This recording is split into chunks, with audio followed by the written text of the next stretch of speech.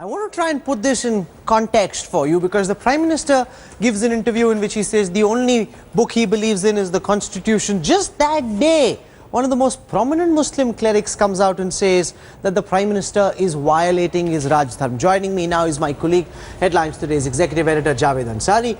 Javed, is this political posturing at play, the internal dynamics of the Darul playing themselves out, or does the Maulana's comment reflect a general sense of disenchantment amongst the largest minority? It's certainly a bit of both. There is no doubt that Maulana Madani has been a member of parliament. He's an active politician. So a politician will always try and play politics. But in the past, in the previous interviews, he seemed rather conciliatory towards the Prime Minister. No, but this is the first time he's hit out so directly after Modi became PM.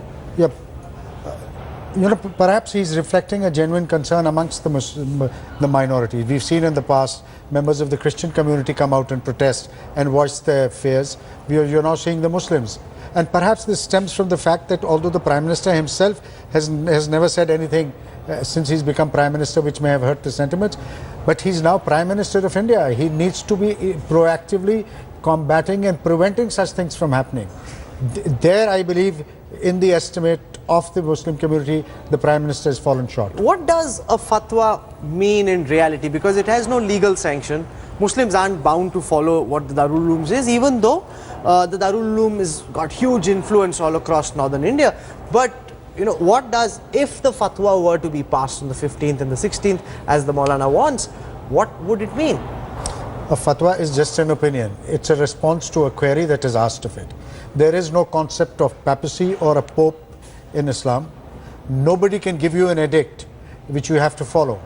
You ask, it's like going to 5 different doctors or 5 different lawyers. You go to, each person will have a different view. So 2 clerics will have a different, perhaps will have a different view on the same thing. Okay. This fatwa is just not binding. I want to get in a reaction from the Bharatiya Janata Party on what Maulana Mahmood Madni is saying. Joining us on this broadcast now is Sanjay Kaul from the BJP. Now, in the interview that we've just aired on Headlines today, Maulana Mahmood Madni says Prime Minister Modi is not living up to his Rajdharma, that Muslims are beginning to feel as second-class citizens, that attempts are being made to provoke riots, and that this is not good for the social fabric, and that Muslims on the first anniversary of the Modi Sarkar are disappointed with the Prime Minister. This on a day when the Prime Minister said the only book he follows is the Constitution. What does the BJP make, or one of the most prominent Muslim clerics saying what he does?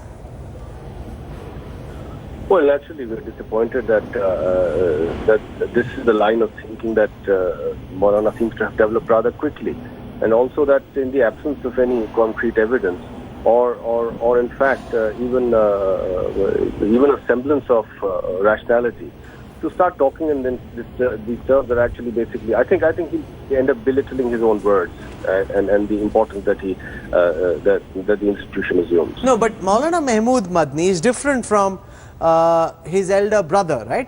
Chacha. His uncle Arshad Madni, because he's been very rabid and critical of the Prime Minister. Mahmood Madni in past interviews has actually been very soft on the Prime Minister, and he actually got into trouble in the Darul because he was soft on the Prime Minister. Do you think, as Javed suggests, that it reflects an unwillingness or inability on the part of the Prime Minister to clamp down on what the religious fringe and the Sangh Parivar seem to be doing? Sanjay.